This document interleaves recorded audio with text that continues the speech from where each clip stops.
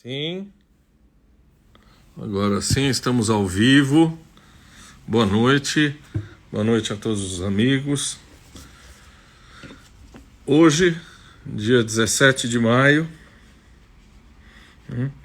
nós vamos receber uma brilhante economista, a Zeina Latifi. Mas antes disso, eu queria dizer para vocês que hoje é o Dia Internacional contra a Homofobia. Dia Internacional contra a Homofobia. Eu acho que é uma data cada vez mais importante da gente lembrar nesse momento histórico. Ganha maior representatividade ainda nesse momento histórico, nesse país que nós estamos vivendo. Carla, boa noite. Estamos esperando a Zeina. Acho que ela ainda não entrou. Ives, meu professor. Cláudia, boa noite. A Zeina criou Sérgio, perfeitamente. Dia Internacional contra a Homofobia hoje. Alguém chama Universo Grego? Bem-vindo. A Zeina até criou um Instagram para poder conversar com a gente, o que foi de uma extrema generosidade. Eu acho que a Zeina ainda não entrou. Todos vocês sabem da importância do nome que a Zeina Latifi tem. E Miriam, muito obrigado. A Miriam é a madrinha da nossa live hoje, né? Doris, boa noite. Agora sim. Agora sim.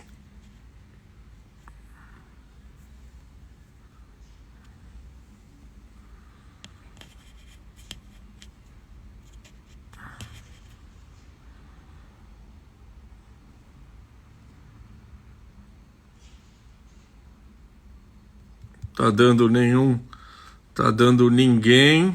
Peraí, acho que a Zeina entrou. Deixa eu ver com que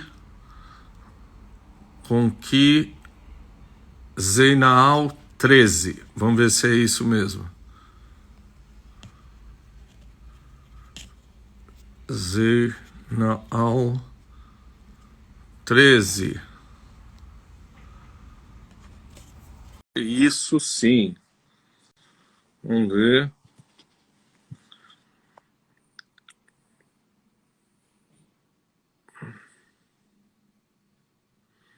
Vamos ver. A Zeina entrou, eu já mandei o convite. Pronto. Oi, agora sim. Pronto. Tudo bom? Muito boa noite. Boa noite. Um prazer estar aqui. Prazer. Zeina, eu queria primeiro agradecer você. Você é certamente uma das mais importantes economistas do Brasil, né? Eu há muitos anos leio tudo que você escreve, o que você fala, então para mim é um motivo de orgulho estar aqui. E agradeço mais ainda porque você está vindo conversar com um médico, portanto um naif em economia, né? E você ainda arrumou um Instagram para conseguir falar com a gente. Então, muito obrigado. É verdade. Eu sou jurássica, eu não tinha Instagram. Eu também, há um ano atrás. Olha, eu vou falar brevemente, porque o seu currículo é vasto. A Zeina Latifi é economista, é uma das mais importantes economistas do Brasil. Você tem doutorado pela USP, minha colega lá da Universidade de São Paulo. Você foi economista-chefe da XP, passou por vários bancos. Eu li muita coisa sua no Estadão, hoje você escreve para o Globo, não é isso?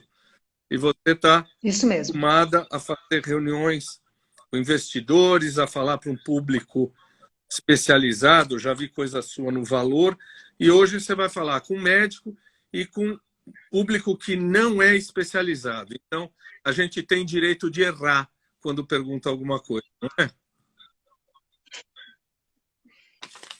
A primeira coisa que a gente sempre pergunta, Zena, é o seguinte. Bom, antes agradecer a Miriam que nos apresentou e que é a madrinha da nossa live. Né?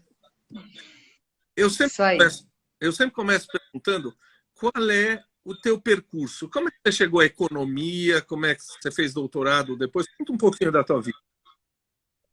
Claro. Olha, eu sou de uma geração que a economia, o noticiário de economia invadiu os nossos lares e muito, né? Então, eu aos poucos fui me interessando pelo assunto. Eu peguei ali, quando menina, bom, o pessoal mais jovem nem sabe do que eu estou falando, mas maxi desvalorização da nossa moeda, 1983, eu era menina e eu ficava nervosa, nossa dívida externa, Brasil fazendo acordo com o Fundo Monetário, aquilo tudo me angustiava, sabe? Eu percebia que era um tema já que era do meu interesse e que me trazia muita angústia. Eu sabia quem era presidente do Banco Central, que era o professor Afonso Celso Pastore, que veio a ser meu orientador no mestrado e no doutorado. Eu nunca contei essa história para ele, que eu era pequena, ficava acompanhando ali o professor Afonso Celso, que na época era presidente do Banco Central do Brasil. Mas, enfim, de certa forma, ao longo do meu ensino médio, chegar à conclusão que eu queria fazer economia, não digo que foi imediato, mas não demorou muito. Eu percebia que realmente era um assunto que me interessava. Claro que quando eu fui falar para minha família, eu não posso acusar meus pais nunca de me tolherem e tal, mas eu lembro da reação, assim, uma cara um pouco preocupada ali, né? Mas filha, você vai fazer faculdade de economia? Por que você não presta direito? Não, quero fazer faculdade de economia. E aí eu tenho que muito agradecer meus pais, porque nunca tentaram interferir. E eu falei, não, eu quero fazer faculdade de economia e é na USP, tem que ser na USP. Então, isso eu acho que tem uma dose de sorte, porque você é jovem demais ainda, né? Uhum. Poderia ter dado muito errado, né? Poderia ter dado muito errado. Poderia ter começado ali no primeiro ano e aquele encantamento se mostrar algo vazio. Mas, enfim, no final, eu vi que aquilo era o que eu queria mesmo. Eu não sou uma pessoa de ficar me planejando para o futuro.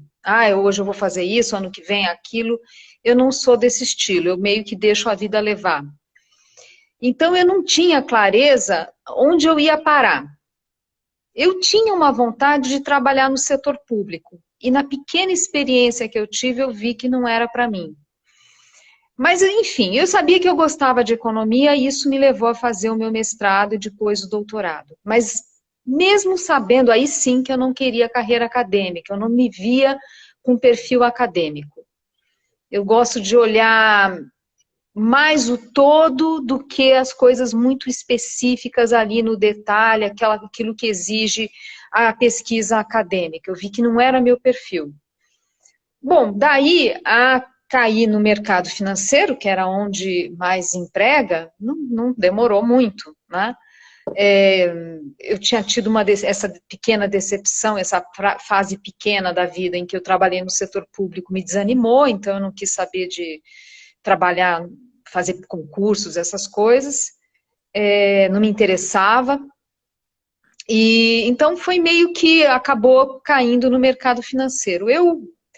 Num primeiro momento, assim, quando eu vi que iria para esse caminho, eu pensei assim, mas será que eu tenho perfil, né?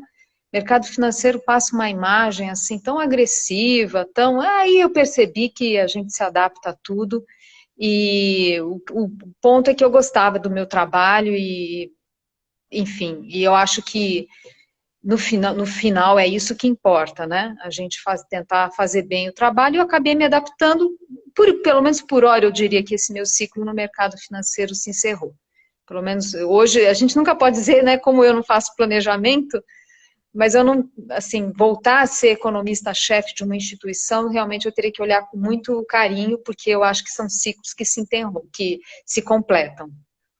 E isso é muito desgastante, ser economista-chefe de uma instituição financeira, de um banco.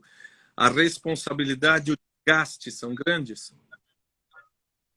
Olha, tem uma angústia que é o tempo todo ali, que acompanha, que assim, a gente não tem bola de cristal, né? O que a gente faz é tentar ter, assim como o médico tenta fazer o diagnóstico do paciente, a gente fica tentando o tempo todo fazer o diagnóstico do que está acontecendo na economia. Utiliza os instrumentais técnicos para isso, né? A econometria, que é a estatística dos economistas, usa esses instrumentais, faz modelos, tem que ler bastante, você tem que construir um modelo do que está acontecendo e aí construir cenários, porque bola de cristal não tem. Mas o fato é que você tem que ficar o tempo todo, num bom português, dando a cara a bater. O tempo todo, porque você vai fazer o tempo todo análises e você tem que tentar pegar o furo que alguém não viu, né? E tentar projetar o futuro, sabendo que vai ter uma dose de erro inevitável. E aqui que eu acho, e aí assim, sem querer ficar, parece, assim, eu não quero também, assim, ficar, né, enfim, me autoelogiando aqui, mas enfim, eu vejo às vezes economistas, que assim, é muito cômodo você surfar a onda, é muito cômodo você seguir o consenso. Tá todo mundo falando que a inflação vai subir, você fala que vai também. Tá todo mundo falando, né, é cômodo, porque na hora que erra, você fala, eu errei, mas todo mundo errou, né?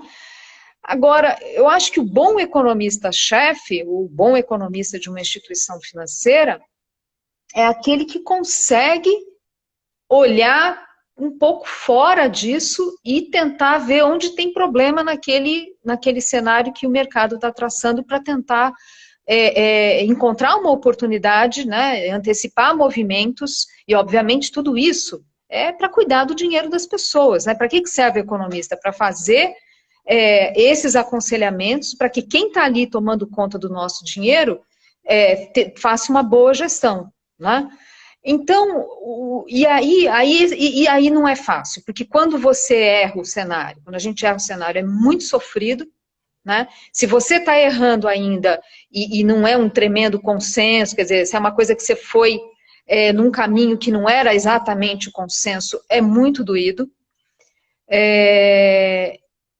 Então, lidar com isso não é fácil. E tem uma coisa que acontece assim, quando você erra, você se tortura por causa do seu erro, e quando acerta, você vira a página muito rápido. Ah, tá bom. Aliás, a dinâmica do mercado financeiro é essa. Ah, você acertou? Bom, próximo, né? Então, essa ansiedade, ela é muito grande. Agora, tem algo que eu fui fazendo ao longo do tempo, e que era, vamos dizer assim, uma atribuição paralela, que é conversar com a imprensa, explicar Brasil, né, explicar o que está acontecendo, e explicar também para os clientes. Então, ao longo da minha carreira, eu fui também começando a fazer isso, e conversar com a imprensa e tal, e procurar traduzir para os clientes o cenário econômico. E eu descobri que não só isso me dava prazer, mas que isso era muito importante, que as pessoas precisam, que faz parte até do nosso exercício de cidadania, quer dizer, as pessoas terem ideias ali mínimas, conhecimento mínimo do que acontece com a economia do país. Então ficou isso. No final, eu, como economista, na XP isso foi bastante intenso. Por um lado, tinha esse lado de fazer análise para poder fazer esse aconselhamento, mas também essa preocupação em ajudar as pessoas a aprenderem, né, a entenderem a economia. É o que equivaleria na minha área a uma divulgação científica, quer dizer, seria uma divulgação da economia. Eu sou de uma época que, quando me formei em faculdade, 81, 82, um monte de colegas que faziam engenharia não tinha lugar, não tinha engenharia, não tinha emprego para lugar nenhum, e os caras foram todos para o mercado econômico, né? Exato. Ainda a prática de economia, a prática essencialmente masculina. Repete, por favor, ainda? A prática de economia hoje ainda é uma prática específica, essencialmente masculina. O mercado. Não, tem melhorado, tem tido crescimento forte da participação feminina. Não, eu digo melhorado, até nem é uma questão de, assim, nem estou fazendo uma defesa aqui, enfim, das mulheres, mas assim, eu acho sempre bom para as instituições A diversidade ela é de fato importante. E eu não estou falando como julgamento moral, eu estou falando como qualidade do trabalho. Muito homem junto não dá certo, muita mulher junto não dá certo. Eu acho que a mistura ela é importante. Está precisando ter mais negros no mercado financeiro. A diversidade, ela, no fundo, é assim, você tem a mulher, pegando só o caso mulher, ó, né, a gente é diferente mesmo dos homens, né? A gente tem um olhar diferente, às vezes uma análise mais ampla. Essa mistura é muito interessante, né?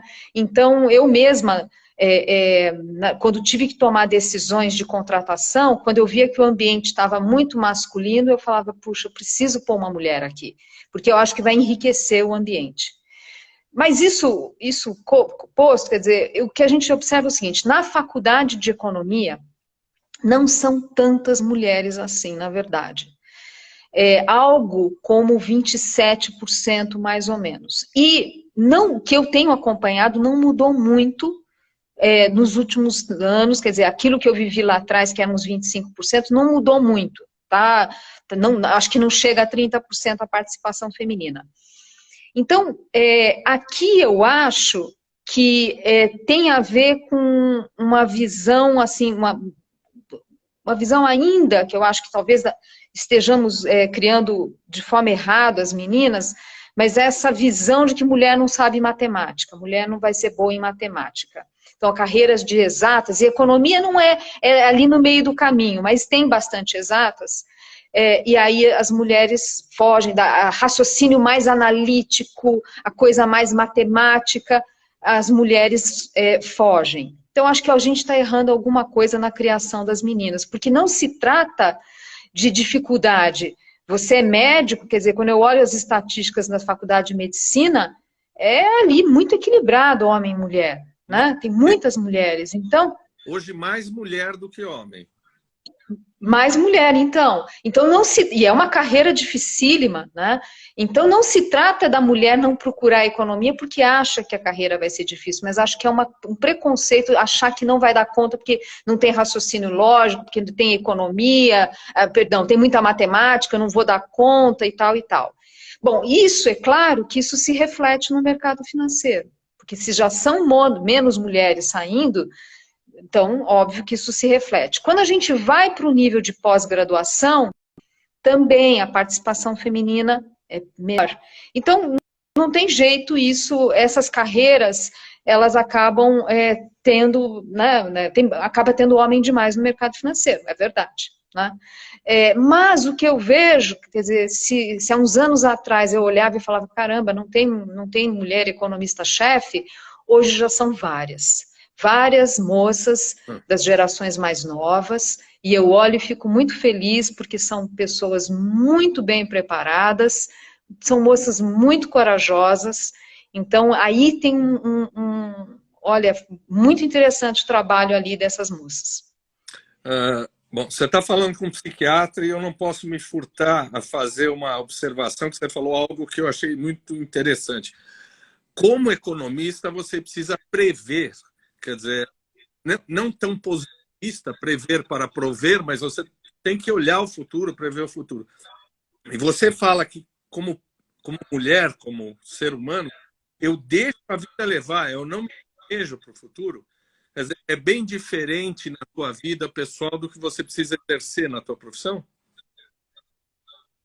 Na minha vida pessoal, eu acho que eu misturo tudo, viu?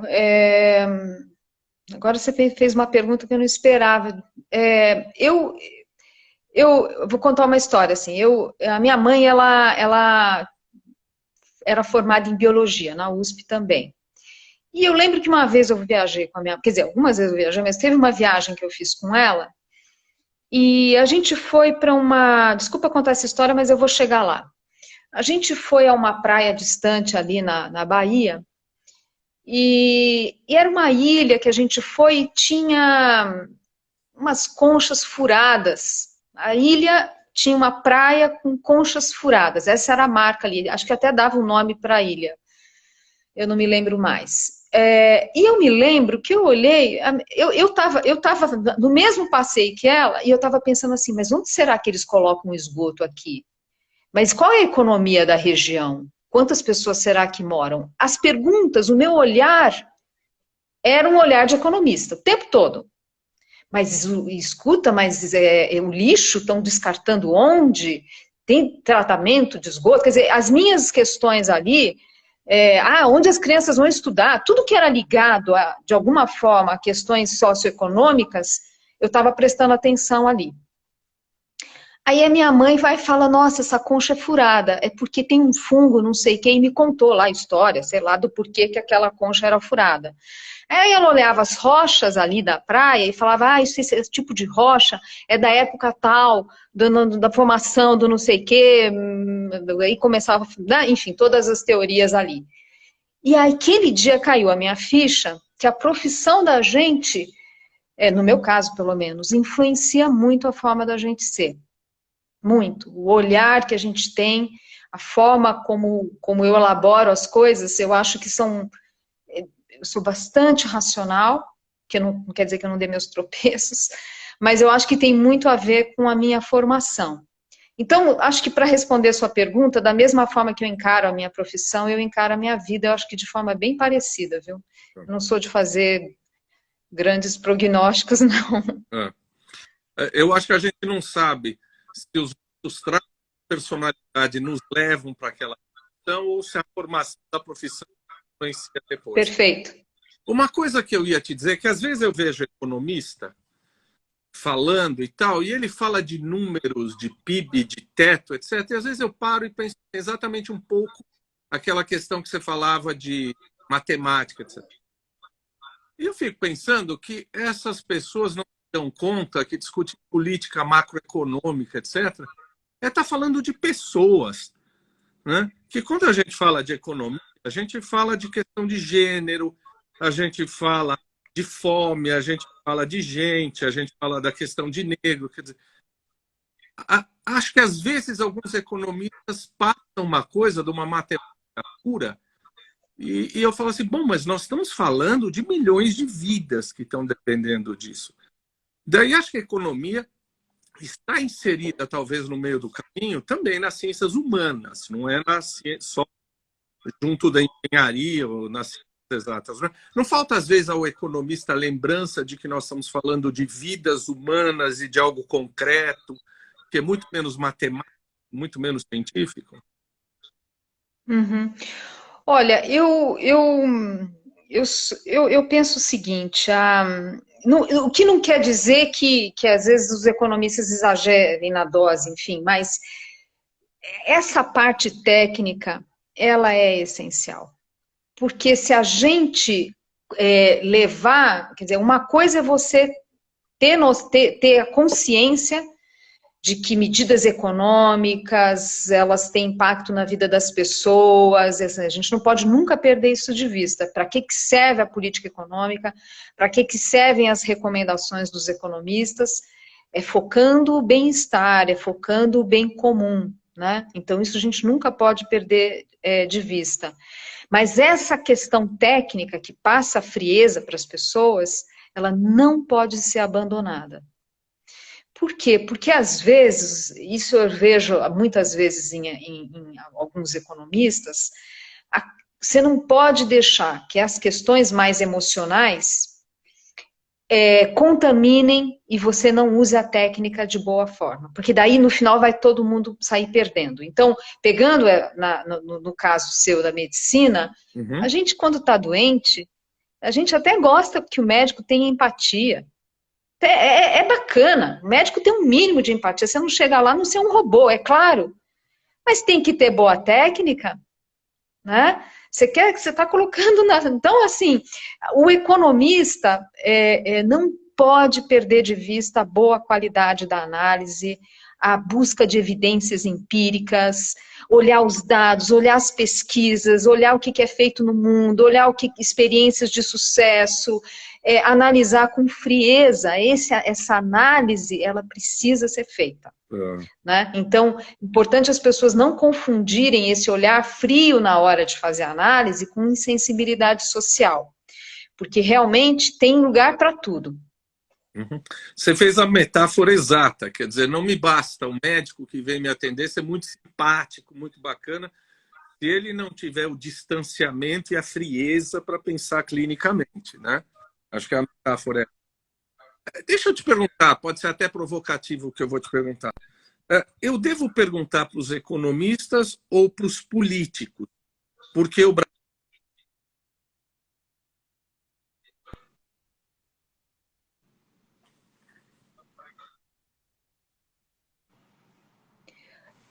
Travou aqui para mim, você consegue repetir, por favor? Claro, claro.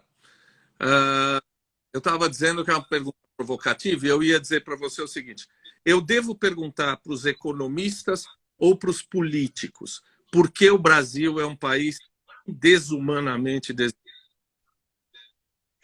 Olha, eu acho que seria bom perguntar para os historiadores.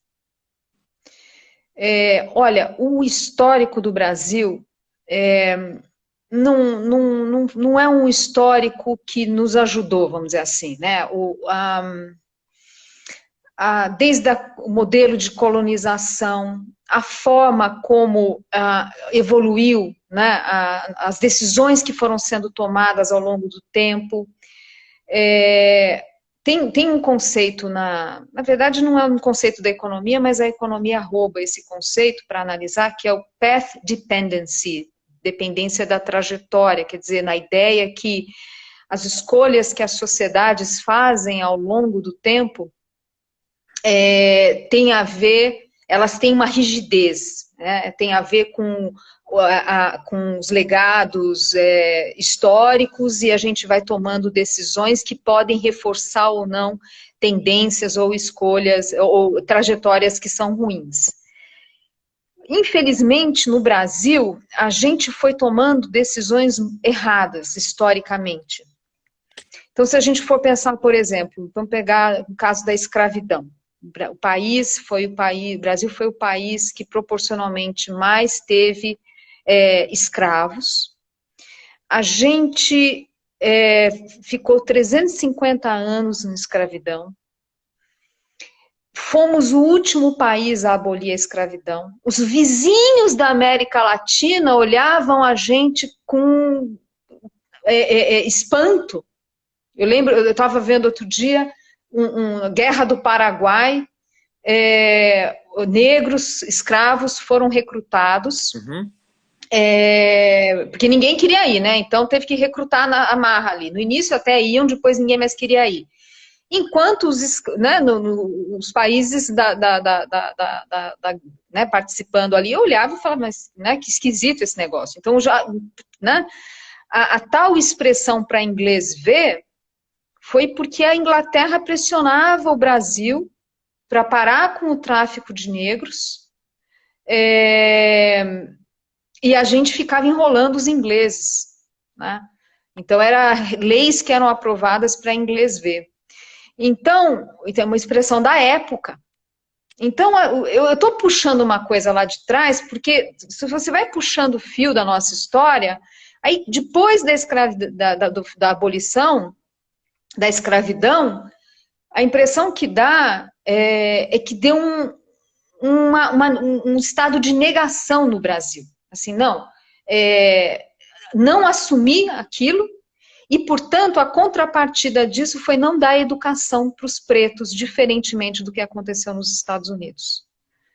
Lá teve segregação terrível, mas deram educação, que foi a semente dos movimentos civis da década de 50. Foi plantado ali lá atrás. Então, o que eu quero dizer é que a gente foi tendo um descaso histórico, principalmente na questão da educação, que na minha visão tem raízes no racismo, da nossa escravidão, e educação foi o grande, né, eu acho o grande erro histórico do Brasil, não ter dado a devida atenção, sempre foi muito tardio, a gente foi ter foi atenção tardia, a educação de massas, eu estou falando, né? Ensino primário de massas. A gente foi ter uma atenção muito tardia. e sempre muito insuficiente. E mesmo quando começou a ter mais recursos, não cuidamos da gestão, não cuidamos da qualidade. Então, para as pessoas terem clareza que a gente só foi ter a universalização do ensino básico no Brasil nos anos 90, 1990. Isso é uma loucura. Os Estados Unidos foi 2 séculos antes, quer dizer, isso é uma loucura, né? Ou estou arredondando para cima, mas enfim, eu acho que a grande raiz do nosso problema é a questão da educação, e eu não estou só falando de questão de preparar a mão de obra, mas de criar cidadãos, né, de gerar crenças mais progressistas, são outros ganhos, né, os economistas chamam de externalidade, são muitos ganhos da educação, não é só questão de mão de obra, e isso para mim é o grande desastre. Então, nós temos que entender as nossas raízes históricas, por que historicamente a gente foi o tempo todo tomando decisões erradas e, ao contrário de outros países, a gente não cuidou da educação. Uhum.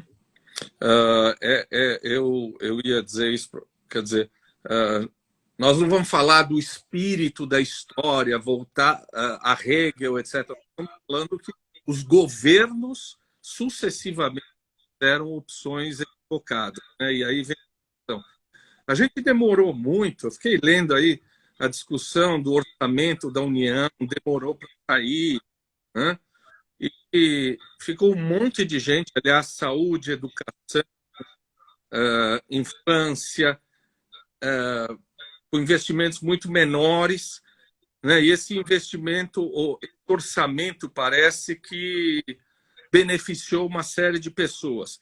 O pessoal do Estadão mostrou o tal do gabinete secreto, o tratorato. Quer dizer, como é que é essa história do orçamento? Mais uma vez, ele privilegiou algumas pessoas em detrimento de um monte de gente, não é? Olha, o que acontece é o seguinte, bom, primeiro, o orçamento no Brasil, em função das várias regras, né, de como utilizar os recursos públicos, várias vinculações e indexações e não sei o quê, algo como 95% do nosso orçamento, do orçamento da União, é carimbado já. Quer dizer, é muito rígido. Uma boa parte a maior parte é previdência, daí tem salário do funcionalismo, aí tem várias políticas públicas. Então, tem muito pouca flexibilidade. Isso é um ponto. Para reduzir essa rigidez, aliás, o que se coloca é que o Brasil, assim, pegando as economias relevantes, é o país com menor espaço, menor flexibilidade no orçamento, menor espaço que a gente chama para fazer as despesas discricionárias, não obrigatórias. Discricionária é justamente onde estão os investimentos públicos, né? Então, temos aqui, a primeira coisa, assim, precisava avançar em reformas para reduzir essa rigidez do orçamento. Bom, no caso, o que aconteceu? Temos um governo fraco, que governo fraco significa ter que ceder mais, né, no seu jogo no Congresso, e aí, além de ser fraco, também aparentemente não são bons de negociação. Então, o que aconteceu? O Congresso percebeu isso e inflou essas chamadas emendas dos parlamentares. Tem as emendas individuais, as de bancada e a do relator. Foi lá e inflou, no caso, a emenda do relator. Então, primeiro, assim, faltou boa política aí. Primeira coisa, né? E sendo que essas emendas, elas foram infladas com participação do próprio governo. A revelia do que desejava o Ministério da Economia. Então, primeiro, mostra um governo dividido, mostra um governo que não conseguiu fazer uma boa coordenação no Congresso, né? E essas emendas, grosso modo, são políticas públicas que são muito mais para atender interesses paroquiais, interesses dos deputados, da classe política, enfim, do que um plano consistente de investimento, enfim, planejado, com estudos mostrando o que é prioritário e tal. Então, de certa forma, é também um desperdício de recursos. Então, o deputado vai lá, se beneficia, porque ele vai agradar a sua base eleitoral, mas muitas vezes vai construir algo, vai destinar recursos para algo que não era uma prioridade da região, que não está inserido num plano maior. Então, isso foi realmente, assim, uma coisa difícil e, para piorar, a novela não acabou. Porque, para não descumprir regras fiscais, o presidente da República foi lá e vetou uma parte. Fez um acordo e falou, vamos cortar um pedaço desse negócio. Aí o Congresso agora está falando, não, a gente não quer, a gente quer derrubar esses vetos, porque a gente não concorda, a gente quer restabelecer esses recursos das emendas. É incrível que a gente daqui a pouco está aqui, né, virando o mês, enfim, né, tá o ano passando e a gente não tem ainda um desfecho para essa história. Agora, então, nessa discussão, nessas negociações do Executivo com o Congresso, o que eu estou querendo dizer aqui, sim, já me estendi demais na resposta, é que tem duas coisas. Uma é o tal presidencialismo de coalizão, nesse país em que o Congresso é muito fragmentado, né, em partidos, diminuiu, hoje são 20, acho que 27 partidos, se não me engano, já foi mais, foi acho que 35, uma coisa assim, então, mas em que é muito difícil você construir consensos por causa da fragmentação partidária, e lembrando que a gente está falando de partidos também com pautas paroquiais, ninguém, né, são poucos partidos com pautas nacionais, com pautas, né, para o país, geralmente são pautas ali de grupos, né, então é muito difícil construir consenso no Brasil, por isso que lá atrás o Abranches fez né, criou esse conceito do presidencialismo de coalizão, que é essa barganha que precisa ser feita no Congresso, por meio de emendas, por meio de transferências, por cargos públicos, enfim, para garantir a aprovação. Isso é uma coisa, é o que temos, né? O presidencialismo de coalizão não é uma escolha do presidente, é fruto do nosso sistema. O que eu estou falando aqui é algo piorado, né? É ter cedido demais porque não soube fazer a boa política. Tá. Bom, obviamente, como naif, né, eu fui pesquisar um pouco e recentemente, eu não falo o nome desse cidadão, mas o tal do presidente deu uma bonificação para as Forças Armadas de 26 bilhões de reais, os militares de 5 anos, como adicional de habilitação, etc. Aí a gente olha e vê que 80,7 bilhões de reais do controle da pandemia não foram gastos ano passado. A gente vê que não tem dinheiro para o censo. A gente vê a saúde gastando menos do que deveria, meio ambiente, incentivo à pesquisa, né? Não só a pesquisa universitária, como o Enem, né? Tá arriscado aí. Política com mulheres, crianças, adolescentes, igualdade racial. Quer dizer, está faltando dinheiro para questões que são eminentemente sociais e de saúde. E a gente tem a colocação de uma grana, eu imagino que é relevante, em questões, como você disse, paroquiais, questões... Não é só que o presidente não sabe negociar. Existem... Isso tem um porquê, não tem? Tem um eleito... Não, tem um desinteresse, tem um desinteresse. Tem desinteresse. Claro que, por exemplo, no caso do censo, cada coisa ali tem uma história. O censo tem uma discussão técnica sobre as condições de se fazer um censo ainda com o isolamento, com os riscos da pandemia. Mas eu percebo que essa é uma discussão técnica, mas não foi isso que motivou o corte de despesas. Então, assim, acho que tem sim um desinteresse para determinadas áreas. Tem sim. Um certo descaso, isso é verdade. Isso se reflete no orçamento. As Forças Armadas foram preservadas, o Ministério da Defesa, perdão, foi preservado no orçamento, boa parte dos exíguos recursos de investimento estão ali? Estão, é verdade, estão mesmo.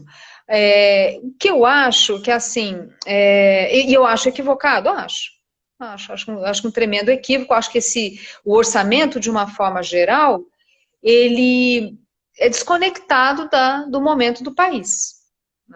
É desconectado. Então, por esses aspectos todos. Agora, acho que o governo falhou muito e continua falhando em não buscar recursos no orçamento por meio de reformas para reduzir essa tal rigidez de gastos e reavaliar programas públicos que não atendem o objetivo para alocar melhor recursos.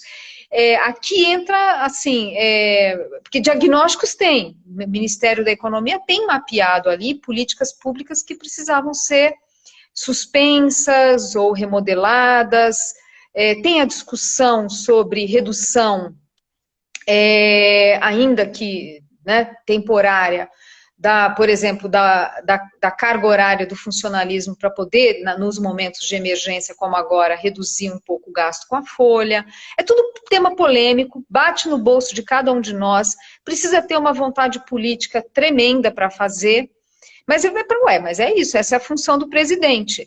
Então, outro dia o ministro Paulo Guedes falou assim, é mais difícil do que eu pensava. Eu lamento muito essa frase, porque eram coisas que já se sabia. Né? Não são essas dificuldades que o ministro aponta, né, que eu imagino que ele esteja... coisa que não é novidade. Então, a gente percebe um governo que entrou muito despreparado. E se soma o despreparo com, obviamente, posturas que eu acho, assim, absolutamente equivocadas, né, na alocação de recursos. Portanto, o que a gente pode dizer é que economia não pode se distanciar da política. Não dá para entender a economia de um país se a gente não olhar para as forças políticas que estão na mesa, não é isso? Porque, veja, o economista, vamos pensar o economista que é formulador de política econômica, ele vai lá, vai procurar olhar os dados, fazer desenhos de as várias opções, não tem uma política pública, né? Você tem várias opções de intervenção que você vai ter que estudar do ponto de vista econômico, que é melhor, que não é, mas a decisão é política. A decisão é política. Sim. E essas decisões políticas, o ideal é que reflitam o desejo do eleitor mediano, o desejo da sociedade. Mas como a nossa democracia, ela é ainda, enfim, infante, né, eu diria, nós não estamos, quando a gente olha a posição da nossa democracia nos rankings mundiais, ela tem muitas fragilidades ainda. Então, sem dúvida, a pressão, e o nosso sistema político, né, reforça isso que eu estou falando, as pressões que chegam no Congresso, em boa medida, elas são contaminadas por grupos que são organizados. Então, a gente, por exemplo, nessa discussão, vou sair um pouco aqui do assunto, mas eu chego lá. Nessa discussão, por exemplo, de fazer reforma do sistema político. O professor Bolívar Lamounier, ele insiste, né, ele fala, olha, esquece agora a agenda econômica, porque enquanto a gente não fizer reforma do sistema político, determinados temas a gente vai ter dificuldade de avançar, porque a gente tem hoje um sistema que não permite, né, que as demandas da sociedade de fato cheguem ao Congresso. Então, é por isso que vem essas discussões de voto distrital misto e tal, para tentar dar mais representatividade. Hoje, do jeito que a gente está, em que um deputado, para se eleger, por exemplo, ele precisa ter voto, um deputado federal, ele vai precisar ter voto do estado todo, então o que ele faz? Ele ele precisa ter, né, quantidade de voto tal, que às vezes só o ambiente dele ali, o distrito dele não vai ser, né, a região não vai ser suficiente. Ele tem que ter pautas mais amplas. Aí que começam, né? Ah, esse aqui é defensor dos professores. Esse aqui é defensor da polícia. Esse aqui é defensor não sei o quê. Mas isso gera um descolamento da média da sociedade com o Congresso. Então, por exemplo, quando a gente olha bancada a gente, pessoal, né, BBB, bancada evangélica, bancada da polícia, bancada da agropecuária, pejorativamente se fala bancada BBB, boi, Bíblia, como é que é? Boi, Bíblia... E bala. O que está faltando? Bala. E bala. Isso é uma tremenda distorção. Isso é uma tremenda distorção. Então, vamos pegar, a gente tem, por exemplo, a bancada da agropecuária. A agropecuária, ela tem um peso de menos de 5% do PIB. 5%, vai. Mas ela tem uma bancada que vai lá mais de 1/3 da Câmara. Quase metade, dependendo da métrica ali. Então, a gente tem um problema complicado aqui, em que a política, o nosso sistema político não permite que os interesses da sociedade, de uma forma mais representativa, batam ali no Congresso. O que bate ali no Congresso são interesses de grupos organizados, né? E isso distorce a agenda, isso distorce muito a agenda econômica de um país. Você está colocando muita ênfase no Congresso, né? E você é uma pessoa elegantíssima. Eu não sou, então eu posso falar à vontade o que eu quiser falar, né? Só que a gente tem um ministro que há um tempo atrás, de maneira deselegante, dizia que qualquer empregada doméstica vai para a Disney. Há um tempo atrás ele falou que a população brasileira vive demais. Também todo mundo quer viver 100 anos. Depois ele critica o funcionamento público. A outro dia ele falou do FIES. Também qualquer filho de zelador vai para a faculdade.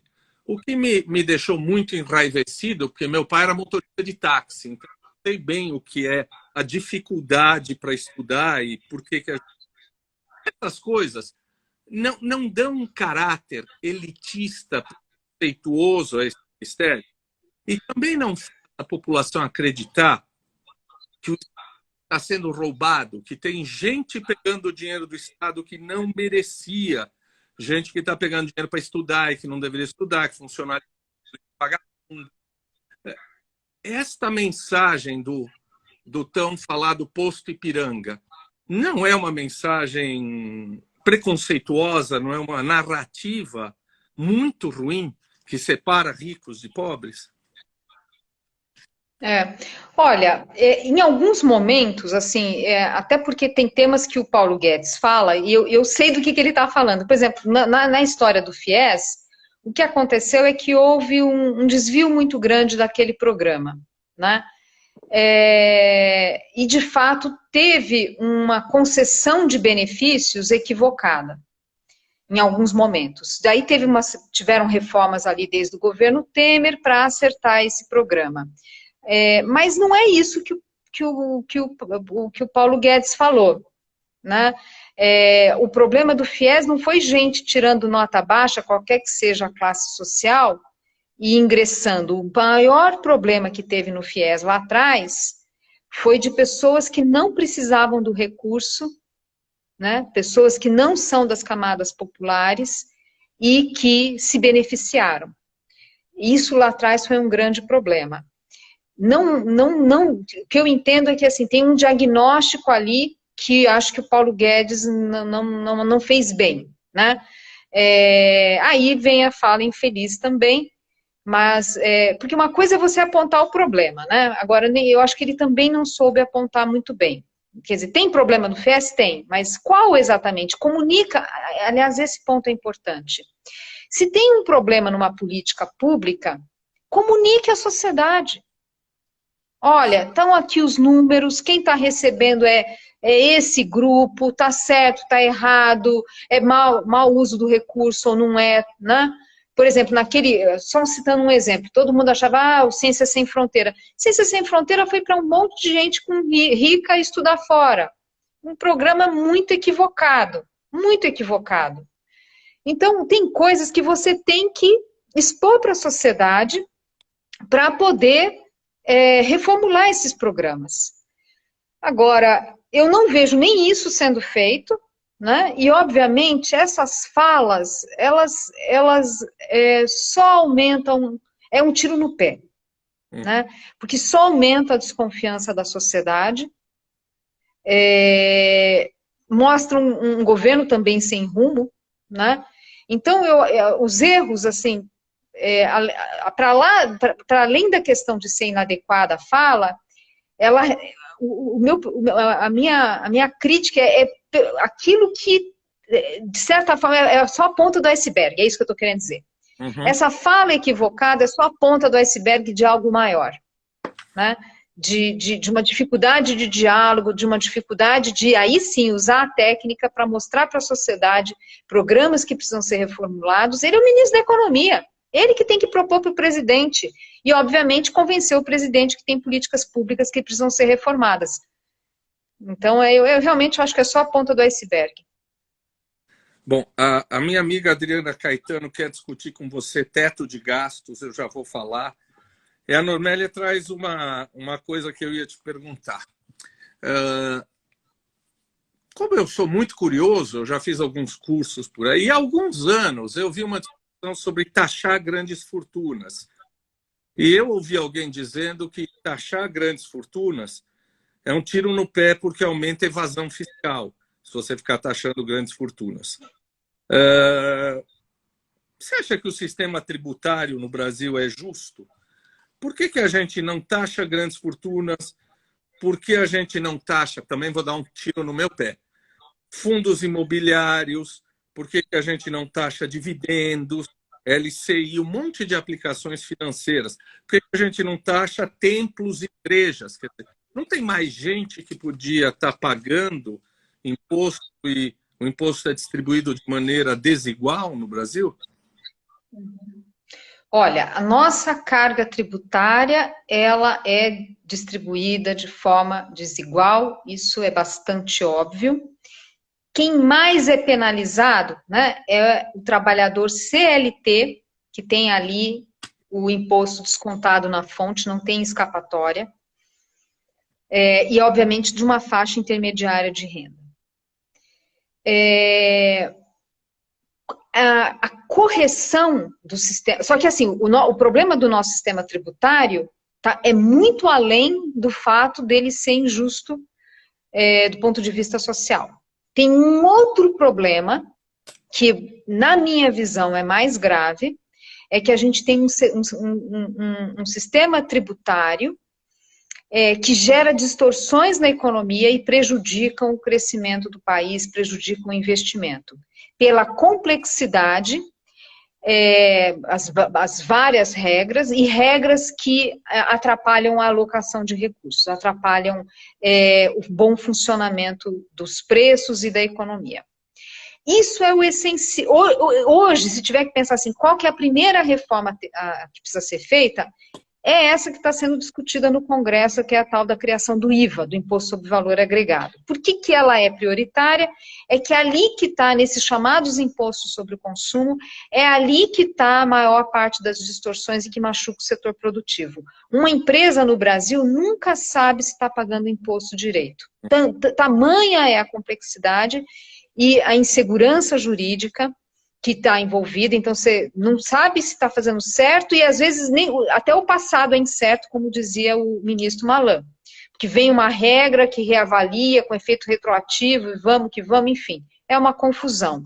Você tem que ter exército de contador, de advogado tributarista para cumprir as regras tributárias no Brasil. O custo de observância que a gente fala é altíssimo. E aí tem todo o contencioso que gera também. A estimativa do time lá de tributária do INSPER estima que o contencioso tributário total no Brasil, total, administrativo, não administrativo, enfim, total, nas 3 esferas de governo, está na casa de 75% do PIB. Não existe isso no mundo. Não existe. Então, fazendo comparação, eles fazem um trabalho que eles separam os vários tipos de contencioso tributário, e aí, para poder fazer comparações mundial, naquilo que é comparável, o nosso estava em 19%, se não me engano, no mundo é menos de 1%, na média. Então, menos de 1%, 0,2%, 0,3%, enfim. Então, o Brasil é uma loucura. Então, por isso se começar pelo IVA. Passou o IVA, eu acho que a gente tem que avançar nessas outras discussões. A segunda discussão, eu acho que teria que ser a discussão sobre tributação da folha, que isso penaliza muitos setores. Setores que a gente chama são intensivos em mão de obra, ou seja, contrata muita gente, é bastante pesado. O IVA, a criação do IVA, como ele abarca o setor de serviços, ele ajudaria a trazer, porque o ICMS não dá conta, o ISS também não, ajudaria a dar mais justiça aqui, porque quem é consumidor de serviço são justamente as classes mais abastadas, né? Então, por incrível que pareça, teria esse efeito, esse bom efeito colateral aqui da reforma. Discussões sobre, agora indo pontualmente nas coisas que você falou, imposto sobre fortuna é isso mesmo, tem limites, viu? A capacidade arrecadatória é muito baixa e o risco de evasão, né, de perder recursos, ele é muito forte. O que eu estou querendo dizer é que quando a gente pensa em justiça social, o melhor, ainda que você possa melhorar a sua estrutura tributária, né, existe espaço para melhorar, não é via, o que a experiência mundial mostra, é que não é via estrutura tributária que a gente promoveria, não seria o melhor tiro, não seria a melhor forma de você fazer justiça social. A melhor forma continua sendo na qualidade do gasto público. Então, vou dar um exemplo aqui. Imagina uma mulher de periferia que tem que ir trabalhar, mas ela não tem onde deixar os filhos e ela tem um transporte público de baixa qualidade, ela demora muito para chegar no trabalho, os filhos ficam sozinhos, então, portanto, ela tem que trabalhar menos, ela deixa, né, de trazer recursos para casa. Então, qual a melhor forma de ajudar essa mulher? Sem dúvida, garantir escola, tempo integral para os filhos, creches, enfim, médico, atendimento ali para a comunidade, a questão da mobilidade, né, a questão dos transportes. Então, tem que tomar muito cuidado com essa ideia de fazer justiça, achar que via tributação você vai resolver. Agora, tem distorções que precisam ser corrigidas. É que é mais complexo do que as pessoas imaginam. Então, você citou, por exemplo, a questão de dividendo. Por que não se tributa dividendo? Porque, na verdade, já teve a tributação anterior na pessoa jurídica. O Brasil, a carga tributária na pessoa jurídica é elevada para quem tem, não no regime de lucro real. É muito elevada, muito acima da experiência mundial.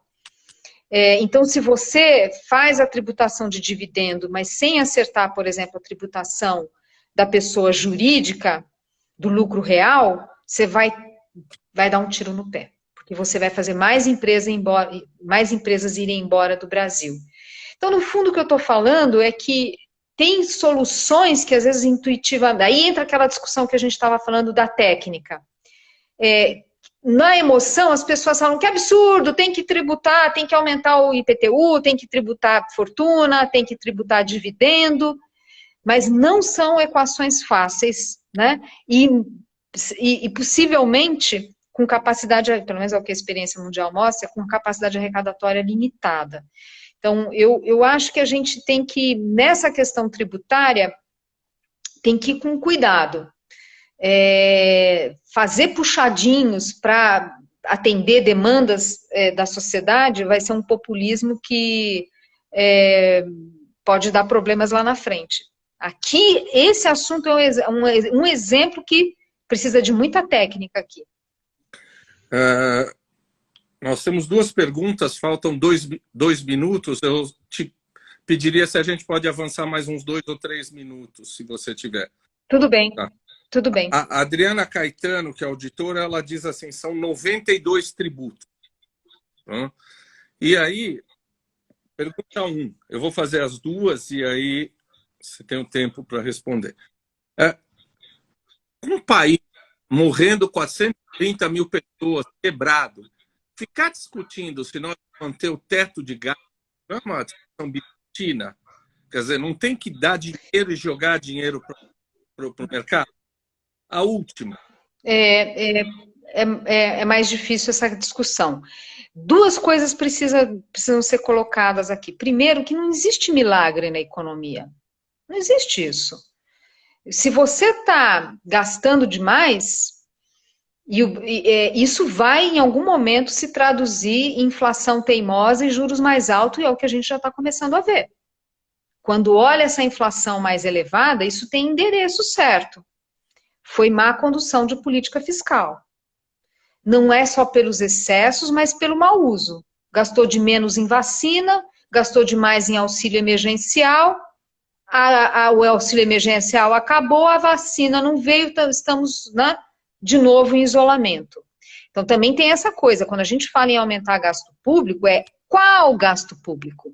Não é assim, né, vamos fazer, qual gasto público? Tem que garantir o bom uso desse recurso, não tem milagre.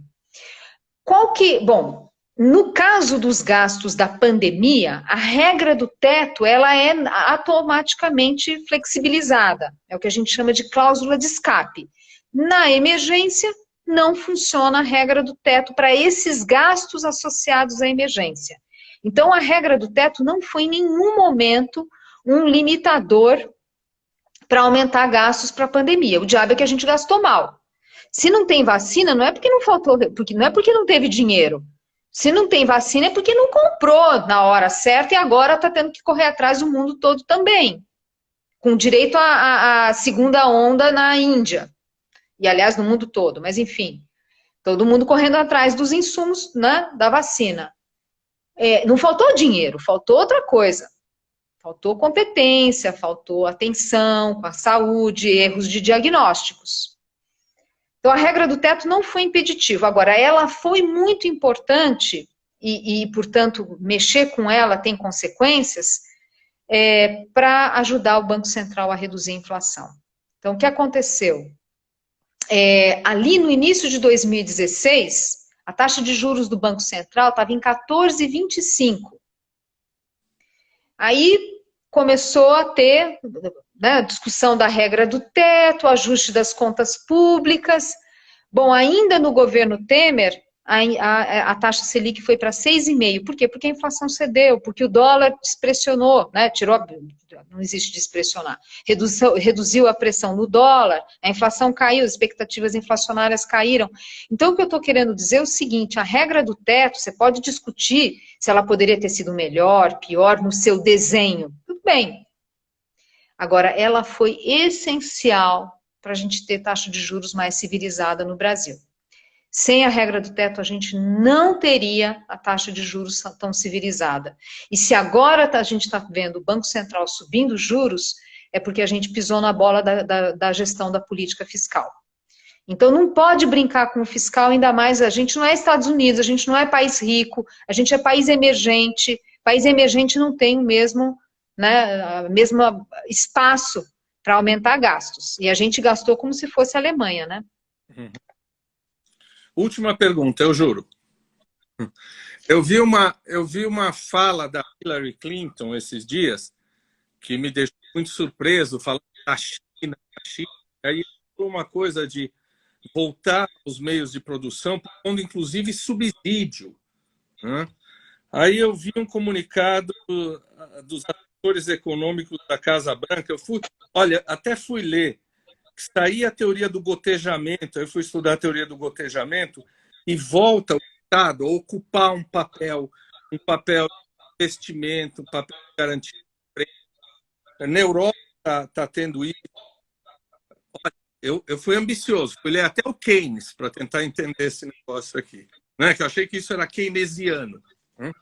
Isso é o seguinte, a gente está chegando ao fim da era do Estado mínimo, a gente está voltando a entender que o papel do Estado na garantia do emprego, na garantia social, é muito importante. Olha, a intervenção estatal, se vai ser muito, se vai ser pouco, não é a principal questão. A questão é ela ser bem feita. Essa é a principal questão. Tem país que o Estado é maior, tem país que é menor. Não existe na teoria econômica uma regra de bolo que a gente fala, esse aqui é o tamanho de Estado ideal. Então, primeira coisa, a questão é a intervenção ser bem feita. Alguma tem que ter. Não dá para deixar o mercado funcionar sozinho em muitos setores. O problema do Brasil é que a nossa intervenção é muito ruim. É muito ruim, a gente gasta muito mal os recursos públicos. Acho que a pandemia deixou bem claro, tinha dinheiro, não comprou vacina. Então, o Estado brasileiro, as nossas intervenções, elas, no geral, elas funcionam mal, no geral. Poderia ser um melhor uso dos recursos. Então, tem que tomar muito cuidado de não pegar recomendações de país em que o Estado funciona melhor para a gente aqui. Você está falando do caso dos Estados Unidos. Estados Unidos, o Trump era negacionista, não era? Era. Pois é, não faltou vacina. Já estão imunizando todo mundo. Mas ele era negacionista, pois é, funcionou, a máquina pública lá funcionou. Então, a gente tem um fracasso aqui, que se você simplesmente achar que é uma questão de dar mais dinheiro, vai ser tiro no pé. A gente vai colher a inflação e vamos continuar com equívoco política econômica. A primeira coisa é essa. Qual é a boa técnica para garantir bom uso de recurso público? E, obviamente, a política, né, também fazer a sua parte, claro, né? Porque a decisão no final é política. Esse cuidado é essencial. Agora, para também, aqui a segunda ponderação é o seguinte, para que em momentos de crise o governo possa fazer política anticíclica, né, que é isso que é a defesa agora, é importante que antes tenha contido o desequilíbrio das contas públicas. Então, nos momentos que a economia vai bem, é essencial o zelo com as contas públicas para poder, inclusive, ter reserva para gastar quando precisa. É uma coisa intuitiva, mas a gente poucas vezes faz isso. Então, a gente, quando chega a bonança, todo mundo quer gastar. Não, não é para gastar. Já que o setor privado está puxando o crescimento, está tudo bem, deveria ter algo como um fundo de estabilização que tem no Chile, pegando os vizinhos, que tem na Colômbia mais ou menos, mas tem. Quer dizer, na hora que as coisas vão bem, tem arrecadação forte, tem royalty de petróleo, guarda esse dinheiro, faz um fundo de estabilização, para poder, nos momentos de emergência, gastar sem machucar o ambiente macroeconômico, sem ter o que a gente está tendo agora. E essa inflação alta, ela machuca as classes, machuca todo mundo, mas principalmente as classes populares. A cesta básica está muito cara. Então você dá numa mão, mas tira na outra. Você dá auxílio emergencial, mas tira na outra, porque a inflação está alta, porque a tarifa de energia está alta, porque o preço do gás de cozinha está alto, porque o câmbio explode, tudo explode junto. Então, então, assim, não tem milagre. O que a gente tem que garantir é que a intervenção estatal seja bem feita e o zelo com a disciplina fiscal, para poder gastar na hora que precisa, esse zelo com a disciplina fiscal é essencial. Senão a gente vai ter chateação com a inflação mais prolongada do que a gente imagina. Zena, muito obrigado. Você deu uma aula para todos nós. Você vai desculpar o voluntarismo e o amadorismo desse entrevistador como médico? Não. Que isso. Foi ótimo. Muito obrigado, viu? Muito obrigado pela sua gentileza. Eu que agradeço, gostei muito. Obrigado. Um abraço a todos. Uma boa noite. Tchau. Tchau.